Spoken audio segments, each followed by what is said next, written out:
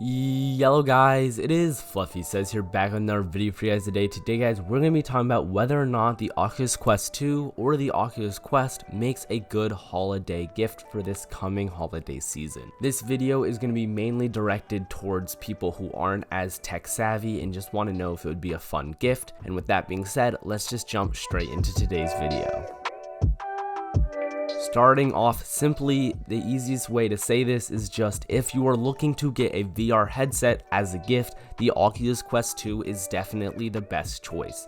It's the easiest one to set up and use, it's super cheap, and you don't need an external source like a PC to run it. If you are 100% getting a Quest 2, I would also look for a comfort strap to get along with it, that way it is more comfortable to use for extended periods of time. Also, be aware that some of the games do get kinda pricey for this headset, meaning that you might want to get some free games. The easiest way to do this is by having a laptop or a computer that you can plug your headset into, and then you can sideload a bunch of free games onto the headset. Sideloading is basically just taking a free game and installing it from your computer onto your headset. The cord that comes natively with the Oculus Quest 2 is capable of sideloading, except for the fact that it is a USB-C to USB-C connection, meaning your computer probably won't be able to connect with that cord. That being said, you can use a Samsung phone charger, or you can buy a cheap $5 converter off of something like Amazon. I definitely recommend looking into doing this because it is the easiest way to get up to like 50 free games on your headset, no cost out of your pocket. Now let's talk about some details if you aren't 100% for getting a VR headset. If you're not 100% for getting a VR headset, I would definitely still look at the Quest 2 as it is probably still your best bet.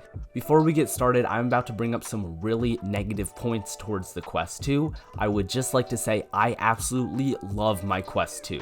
I have had some of my best gaming moments on my Quest 2, and I've had some amazing experiences in some of the visual type stuff. The Quest 2 is an amazing piece of technology that has immense immersion and allows you to experience things you wouldn't experience on something like a monitor. I honestly love the Quest 2, and if you think the Quest 2 would be a great choice as a present, I absolutely 100% support that buy. It's an amazing piece of technology that is amazing to share with other people. It does some really cool things. There's a lot of fun games that you can play, and it has a live active community that is really fun to play with. But with all of that being said, let's just move into the first point. Firstly, if your child or grandchild is like below the age of 10, I would not recommend getting it. A lot of the stuff is somewhat advanced on the headset and takes some technological knowledge in order to run things properly. As well as that, a lot of the games are very violent, and I am not one for shielding kids from violent games just because I don't think it's 100% necessary. Games do not cause violence in real life, but I know a lot of you guys are actually interested in what type of games your child will be playing. Along with that, also in multiplayer games, which are a lot of the Oculus Quest 2 games,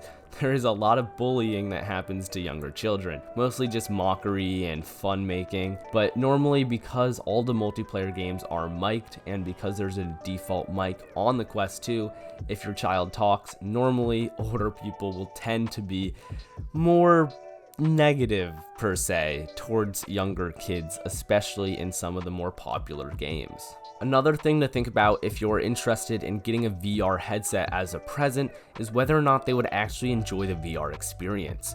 If someone is an active gamer, it doesn't 100% mean they will love to play in VR. Gaming on a flat screen is much easier and also has a lot more personality and things you can do. In VR, you're much more limited because you only have a set amount of buttons that are actually on the controllers themselves. With that being said, it's also a lot more advanced in some places. There's this game called Pavlov, which is well known for its active reload system, meaning after you fire all your guns, you have to reload manually. You might have to take out the clip, put in a new one, cock the gun yourself, and even for some, you have to put in each individual bullet if you're using a sniper rifle. This is hugely different from flat screen games, as all you normally have to do is click R on the keyboard and it instantly reloads your gun. Along with that, there are much more variety games on a flat screen computer than there are in a VR headset. Sadly, there's just not that many people developing games for VR headsets as there are for flat screen games. Because of this, people who play flat screen games with a niche genre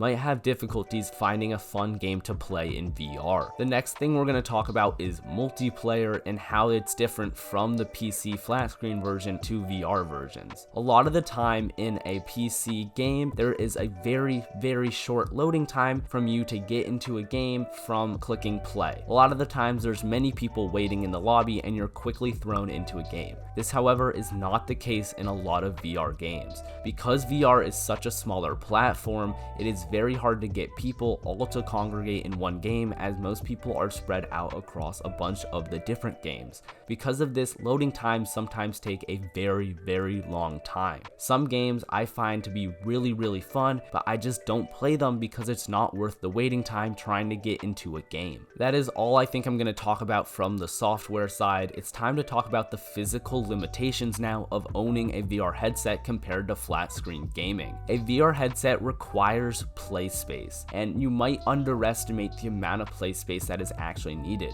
Most games allow you to move around using joysticks, but it doesn't change the fact that your brain also wants to walk around as well. With that being said, you will find yourself moving around your play space more than you would think, even if you are merely just using the joysticks to move. Because of this, you're going to want at least a 2x2 meter play space. This comes out to about 6 feet by 6 feet. The reason for this is it just gives you enough room to spread out your arms and still have a step in each direction. But I would definitely recommend having up to a 4 meter by 3 meter play space, just because it will be an absolute huge help. Like, I find myself running into my walls all the time, and it's honestly not a fun experience in VR, as it just breaks the immersion completely. Along with that, we have to talk about something called IPD. IPD is the distance between the pupils on both of your eyes. This is what allows you to see clearly in VR. If you don't have your IPD set correctly, everything on the screens will be blurry. With that being said, the Quest 2 is not great for controlling IPD. They have 3 adjustment spots, which means you can only have 3 exact IPDs. If your IPD falls in between 2 of the 3, then you're going to have some problems. Along with that, if your IPD extends the top and the bottom IPD, you will have severe difficulties seeing in VR. This is where getting something like the Quest might come more in handy. Getting a Quest right now is super easy, as a lot of them are being sold across eBay for really cheap prices. You can get a Quest now for about $150, sometimes even coming with add-ons to make it more comfortable. With that being said, the Quest has a full IPD slider going from 50 all the way up to, if I'm not mistaken, 75. This will give you a huge range of choice if you are having problems with your IPD matching up with the Quest 2s. And then the last thing we're going to talk about is how easily you get motion sick. If you're buying this for someone who gets easily motion sick, this is not a great choice, as you will become adapted to the VR motion sickness. When you first start off, motion sickness can be a real bitch. A lot of people experience this motion sickness and then never want to touch their VR headsets again, because every time they think about VR, all they feel is sick in the stomach. Make sure the person you're buying this for can overcome this,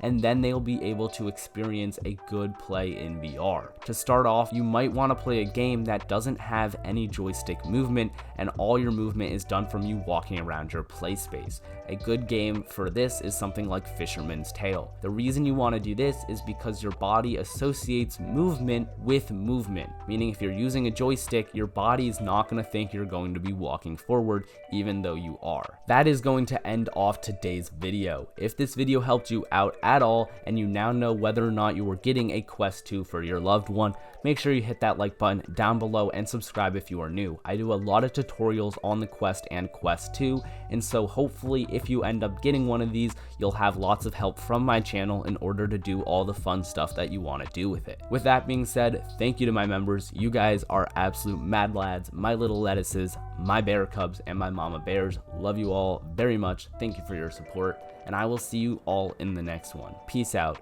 everybody. Bye.